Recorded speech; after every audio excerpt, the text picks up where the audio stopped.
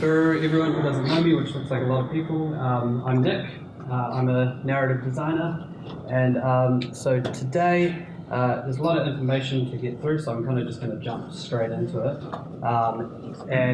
Just caveat because of that, because there's so much information, I don't want to skip out of anything. There is a chance that I might become quite glued to my notes, but the way I see it, you're all here for the information as opposed to watching me stumble around anyway. So, so this today's talk is called When Story Meets Story World, and I'm going to be talking on how you can incorporate transmedia storytelling application to your IP, which obviously with this conference will primarily be games, right?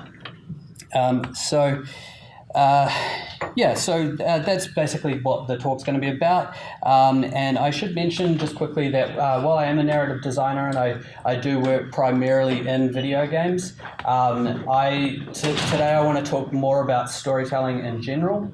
I personally like to sort of jump across different platforms, whether that is script writing or game writing or novel writing, short story writing, whatever. I just wanted to make that clear and also to encourage you guys to actually branch out with the creative material that you're making. And that's basically what this whole talk is going to be about. Has anyone here heard of Transmedia before?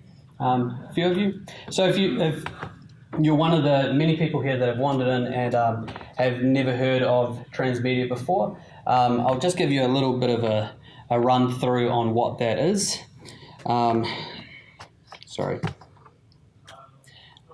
Right, okay, so in today's world, we kind of have two different types of storytelling. We have linear progression, and this, as Saf said earlier on, there's nothing wrong with linear progression, but what does tend to happen is people tend to sort of fall into the default hero's journey storyline. So you've got beginning, middle, end, ordinary world, so ordinary peasant character or whoever in a normal world crosses over a threshold, answers a call to adventure, meets a mentor, that whole sort of thing, which I personally feel has become a bit of a tired shtick in Hollywood.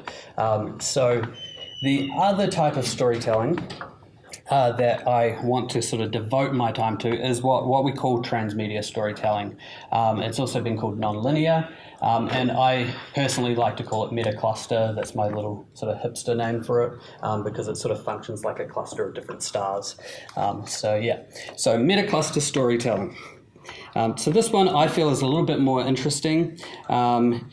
It's all about spreading your IP across multiple platforms, so that you can obviously bring in more money and get more out of the ideas that you have.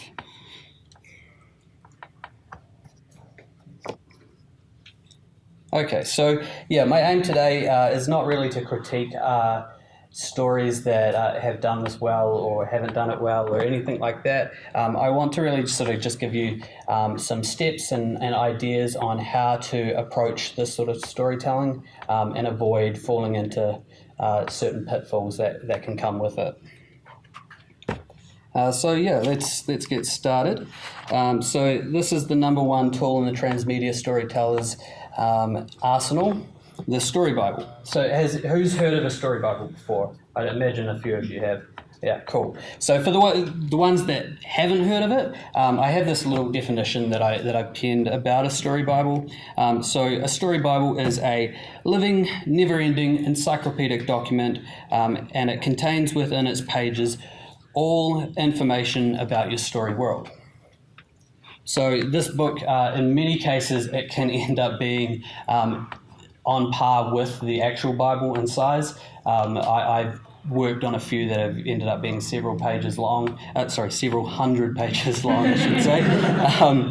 It does act as like a source document for narrative designers, programmers, pretty much everyone that's involved in the creation of the game, or it could be a film or whatever. It acts as like a Wikipedia-like document that allows you to sort of refer to if you need help answering questions, or if you're looking for new stories to tell. Okay, so basically when you're thinking about your game as a story, you can actually afford to think a lot bigger than just a game. In fact, I would argue that in today's world, you can't afford to not think bigger, if that makes sense.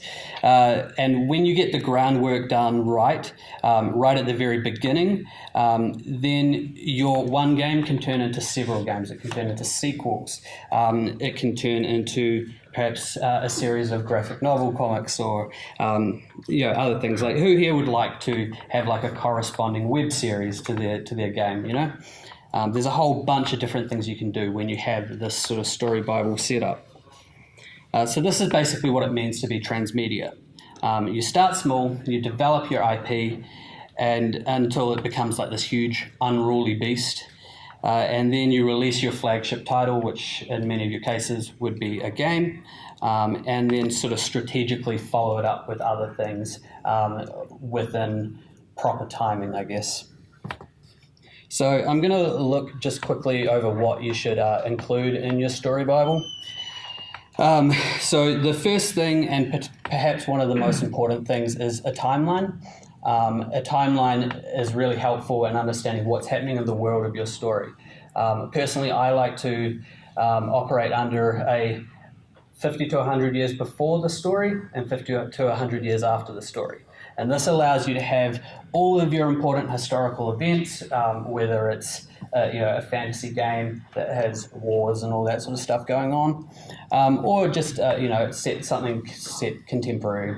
Obviously, the genre of game that you're putting together will change how long this timeline needs to be, but it is incredibly important to have.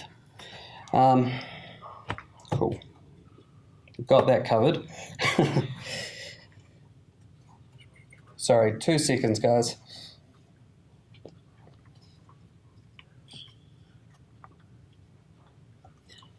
Okay, here we go. So regardless of the length of your timeline, it's still incredibly important because it anchors you as a writer or a developer in the world. It allows you to paint for the audience the past, present, and the future. And a well thought out timeline will resolve any errors of continuity before they even pop up. And you always have this information to refer back to whenever you need to. So outside of the timeline, your Bible can also deal with things like geography, politics, religion, society or societies, literature, art, biology. Story Bibles, they also often contain things like metaphysics, any fantastical properties about your world, as well as messages, themes, and brand essence. So yeah, I guess the point is that a story Bible is it's something that can be as big or as small as you want it to be, but it always pays to over prepare, I guess, and have a lot of information there so that you can always come back to it. Okay, so so in addition to having a fully developed story world, and a tool to avoid continuity errors, the Story Bible has other practical uses as well, 2 of which I'm going to address briefly here. The first one, and I don't know, it was just a moment ago, but I mentioned that story worlds, they sell franchises. So although you may have begun your journey wanting to tell a single tale, having a story world opens you up to broaden your horizons. If you've got a character you really like, but you didn't get to explore fully, then you can do something with them in a future project. Why not use all that information that you have about them in the Story Bible to build a graphic novel series? And web series about the history of the world, all that sort of stuff you can do. Secondly, a Story Bible develops a new kind of fan base. Now, I'm going to let you in on a secret here. The video game of today is not interactive. The video game of today is participative. The internet and social media has permanently changed the playing field in that regard. when you think about, for example, Reddit and all the discussions taking place there, can someone grab me a glass of water if that's possible? Yeah, I'll contact. Cool, thanks. So personally, I'm a huge fan of From Software's Bloodborne. There's something about the fighting system and the lore and all that really gets me into it. And if you haven't seen it, you wouldn't believe the amount of research and lore hunting that goes on their Reddit. And that's the sort of stuff that we're talking about. Yeah, so this is an area that very few publishers are actually leveraging at the moment. So we just need to start thinking more on ways that we can get players participating through social media to uncover story and potentially even inspire future story. The Bible is crucial in setting this up. If you have an encyclopedia of lore, you can pepper your game with bits and pieces that encourage mystery for the players, loose ends, and by leaving loose ends and mysteries, you're provoking discussion, speculation, two things that when they come together, they build a voracious and powerful fan base. So, here we go, missed that. So coming back to the hero's journey narrative. It's a tried and true approach. The young hero starts off in a normal world. They receive the call to adventure.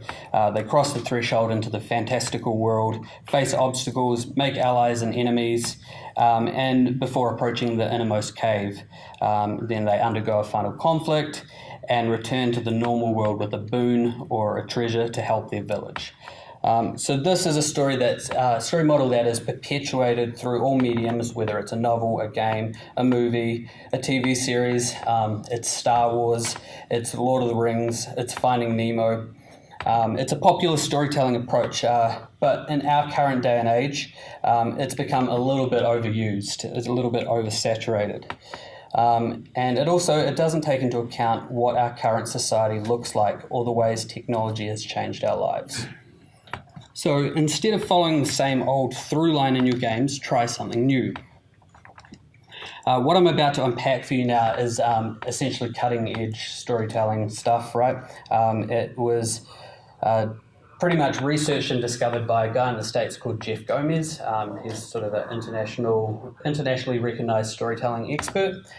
And I'm lucky enough to be able to share it today. One of the first people in the world to actually be able to share it. So you guys are all very lucky as well to get to hear it first. And this is called The Collective Journey. Cool, so what's the collective journey? The collective journey is in many ways a response to the hero's journey in a post-digital environment. But before we can really unpack what it is exactly, we first need to understand the hero's journey. So, hopefully, thank you. My mouth is going like sandpaper.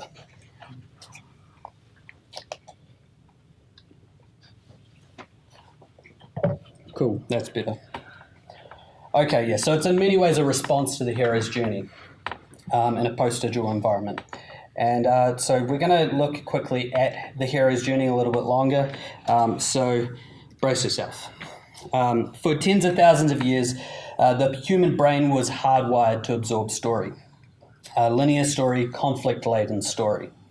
That's because the clear majority of human history was spent in survival mode, right? Pre-industrial world. To live in the wild, you had to leave your home, you had to experience danger, you had to collect things from outside the home under dangerous circumstances and bring them back to your community so that you could all survive. This is what Roland Barthes calls the eternal return, this kind of circular, cyclical narrative that involved hesitation, training, venturing forth, violence, both physical and psychological, and the retention of treasure or the boon, the return to furnish that treasure to your family or community, and therefore you're elevated and celebrated as a hero. So I just want you all to think about that and how it applies to today. With so many of us having been on the receiving end of violence, there's a real sense of discomfort in that approach to narrative? Why do we always have to resort to physical or psychological violence in order to resolve a problem? What that discomfort is our discomfort towards causal solutions for systemic problems. There were no systems in the Stone Age. Everything was causal, so hero's journey narratives worked. And we still get a thrill out of them today because they're so hardwired into our brain. But what happens when you overpopulate the world? When you introduce non-linear communication by connecting billions of us together through the internet? If you persist with the hero's journey mentality, then you're going to get polarization. You're going to get tribes who make themselves right because that's how they get the treasure and give it back to their people, and they, by association, make others wrong. These are the people who must be conquered or smashed or destroyed or tricked to get the treasure. So to avoid that, we need a different model of modality, one that has less to do with right and wrong or good and evil, and more to do with infinite diversity and infinite combinations. More to do with the fact that we now possess tools that allow for us collectively to not just defeat an individual enemy, but to alter an entire system.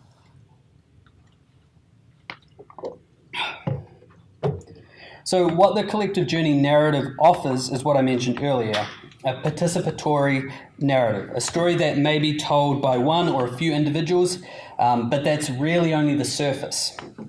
The real story is being told between thousands or millions of individuals through social media. So the collective journey model it stands as an evolution over the hero's journey because it considers all that fully participatory nature of people, the participating population. It's not necessarily about right or wrong or good and evil. It's about altering systems. Now, while the hero's journey operates as a kind of circular progression, the collective journey does not. It can't, because aspects of the narrative can be happening at the same time or out of order due to the multilateral elements that go on in the collective journey narrative. We're not really following an individual through a linear cycle, rather we're looking at a whole community. So when you're thinking about collective journey narratives, you're thinking about shows like Game of Thrones, Orange is the New Black, the OA. These are large casts of characters. They're factionalized and they're grappling not just with some singular villain or evil, but with a system that is broken. So a good collective story, journey story will be about these individuals and communities and how they respond to a broken system.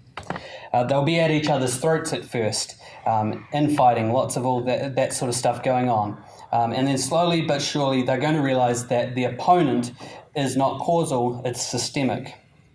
And ultimately they should, if they're successful, transcend and become a collective to alter that system. Because no single individual can alter a system. It has to come from the whole lot of us. So to really help you understand what I'm talking about here, what I want to do is take you through the different narrative beats of the collective journey. And to make sure they stick, I'm going to be using them with examples from a particular TV show. Now, I'm really sorry here, but there are going to be spoilers. When you're talking this in depth about narrative, that's always going to happen. So the show that we're going to be talking about is Netflix's The OA.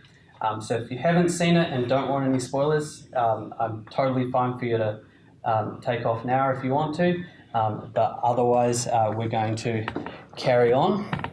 And also Jeff has requested that we don't film this part just because of the sensitive nature of this information.